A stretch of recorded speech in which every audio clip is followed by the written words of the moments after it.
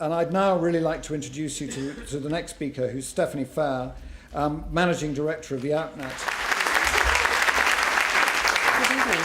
Thank you for having me. It really is an honor, especially that you are more used to listening to award-winning authors and academics. So thank you. Just before I start, and for those of you who may not be aware of the Outnet, I thought actually I would start with a video. So let me kick that off.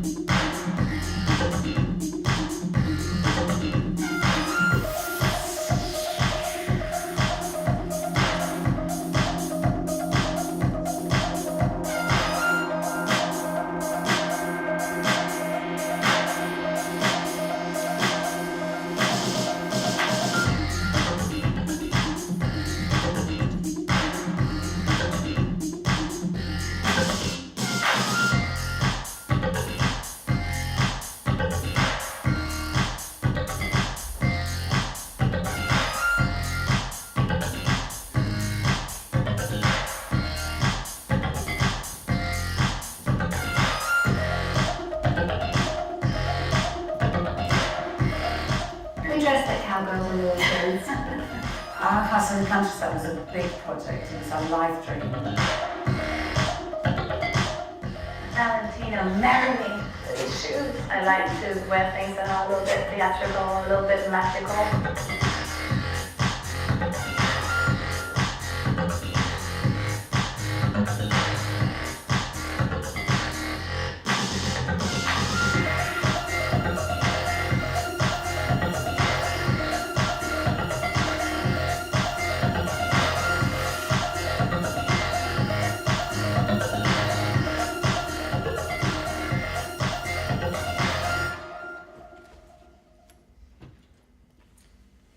So I was hired to launch and run the Outnet, and yesterday we turned 4.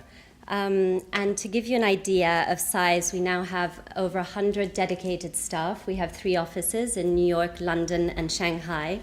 And running the Outnet is a very different exercise than it was in the early days, where I was also senior buyer, email producer, and PR executive. And those 4 years, we've learned a lot. The industry has changed a massive amount. E-commerce in general has changed. But actually, the last 4 or 5 years, the discount landscape has changed, and it's been a much bigger part of the conversation.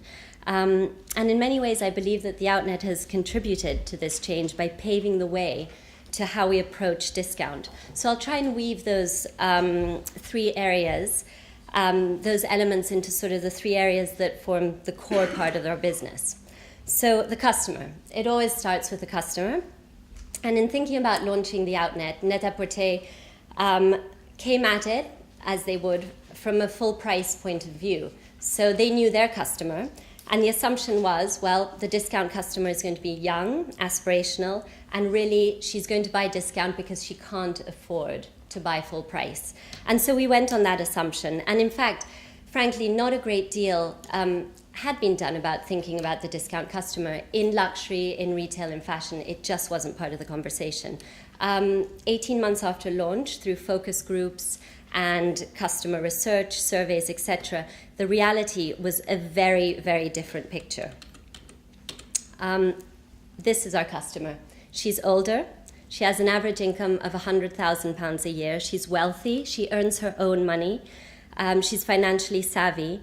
And really, how she thinks about discount is an attitude. It's about how she allocates her money between travel, food, luxury, etc. So where did that leave us in terms of our brand?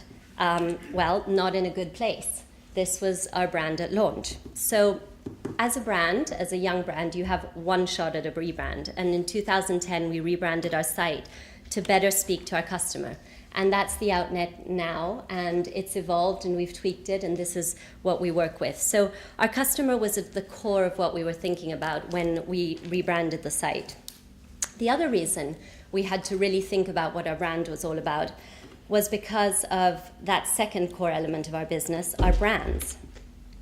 When we launched, the Outnet was really just an outlet for Net-a-Porter.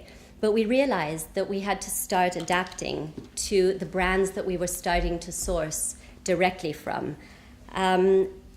There was a huge rise in demand from customers, and we realized that we couldn't fulfill that demand just with outlet stock alone. It's got its limitations, the broken size runs, and we felt that by sourcing directly from the brands, we could give the customer a better offering.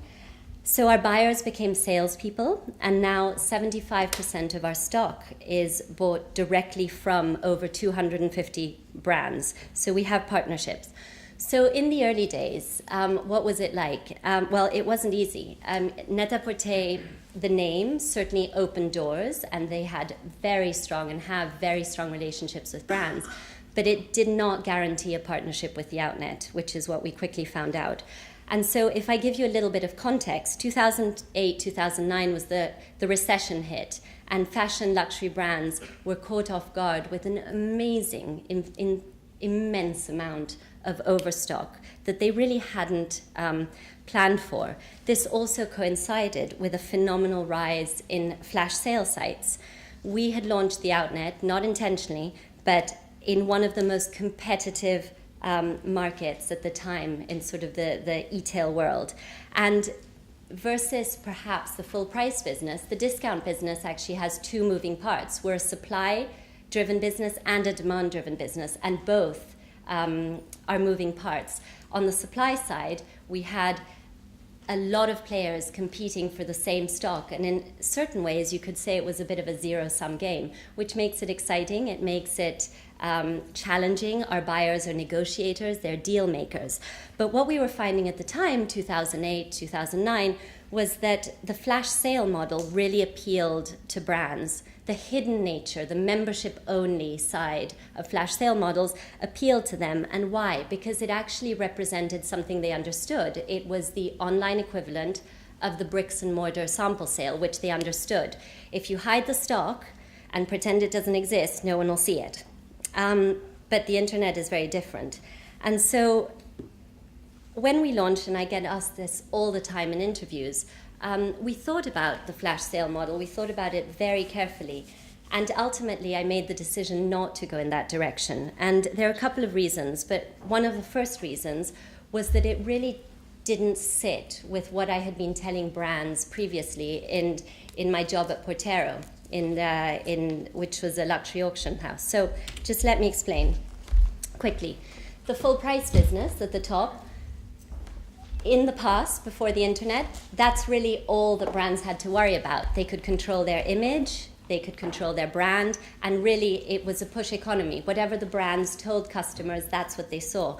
The internet changed everything. Suddenly, below the line, the secondary market became very, very visible to the customer, whether it was discount, which previously had been hidden away in sample sales or outlet stores, or the pre-owned market, eBay. eBay was a huge conversation back in 2006, 7, 8. And so suddenly, the game changed. Brands could no longer control their image in a way that they could when the internet didn't exist.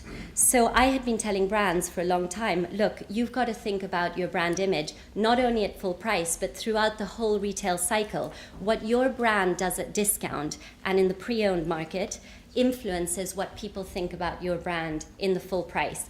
Now, luxury brands understand that. At the very, very high end, Christie's and Sotheby's, you have watch brands who buy their own product to maintain the value of their brand. But actually, in sort of more mass and even luxury, that concept just was quite foreign. So it was something that I felt if we were going to pave the way, we had to start to show brands that you could really promote their brand and enhance their brand in the discount space, which is why that open e-commerce site for me felt very important and felt like a long-term play rather than just a liquidation play. The other reason that we decided to go with an open e-commerce model versus a flash sale model was content. Content was that sort of third pillar that I talked about. And this was actually to do with the fact that we're part of the Net-a-Porter group, and content is absolutely part of our DNA. Net-a-Porter paved the way for content and commerce, and showed luxury brands that you could really put that together and sell expensive product online. So for us, we really felt that we could only engage in a robust content strategy on an open site. And so that was one way to differentiate ourselves. And remember, for a very long time, it was felt that in the discount space, product just sold itself by virtue of price. The other reason we discovered, and we discovered very quickly, is because of the brands we had. If you're trying to sell a £5,000 Balmain jacket, you better be telling a story. So we honed our editorial. It took us a while to get it right. We wanted to understand what our editorial point of view was and how customers on a discount site consumed editorial. We didn't go with a long-form magazine, which was Net-a-Porter's approach. For us, we chose video, and we chose sort of bite-sized bits of content interspersed with our product. And we chose occasions and how to. Our customer is savvy, she has the money to spend, but she's also not someone who necessarily needs the latest thing off the runway. So she's happy to get editors' points of view on how to mix and match. So importantly, we merchandised our product. And here was actually another early decision, a good decision. There were plenty of bad ones, which I won't touch on, but this was an early good decision, which was not to mention seasons on the site. And that's actually served us very well, because what differentiates us is our ability to really merchandise the product on the site by occasion, but also by trend, by current season trend with previous season stock. Designers design product for many seasons before it really becomes a trend, and some trends really are here to stay. So the fact that we can merchandise by current season trend makes us a compelling destination for people who want to be on trend and perhaps get a good deal as well. So we chose not to list original season, and that's helped us. And in fact, we've taken it to the point where sometimes, often, increasingly, we don't even mention our discount. So this was one of our latest events. So what's next? Mobile. I think anyone who stands here who works in e-commerce will say that. Actually, last week we hit our highest percentage of sales through mobile devices at 36%, which makes sense because we're about fast shopping.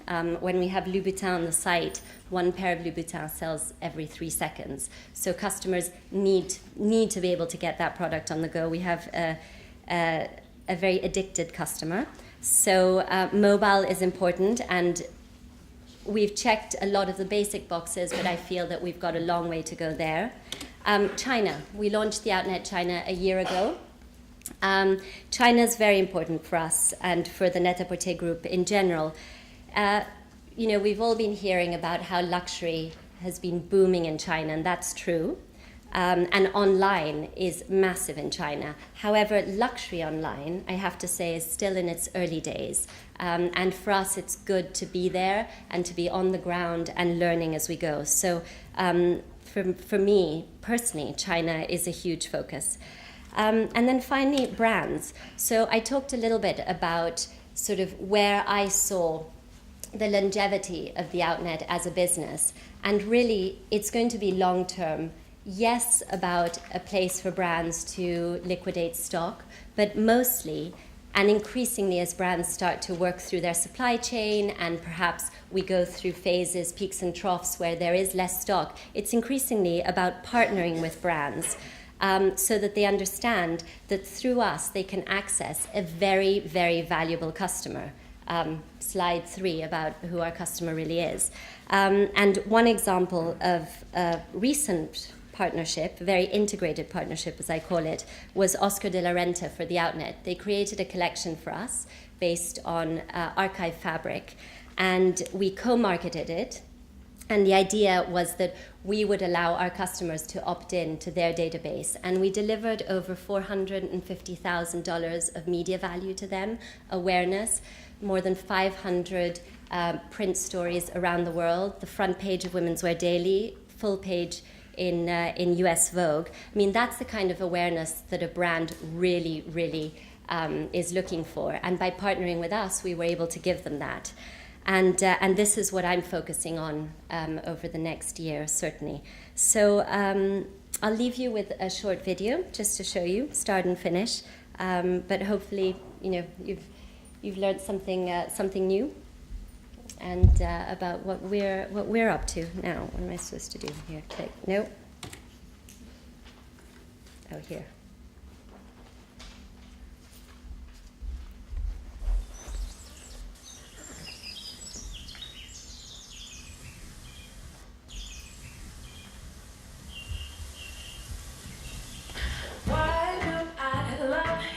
He don't love that when I call his name, he turns his back.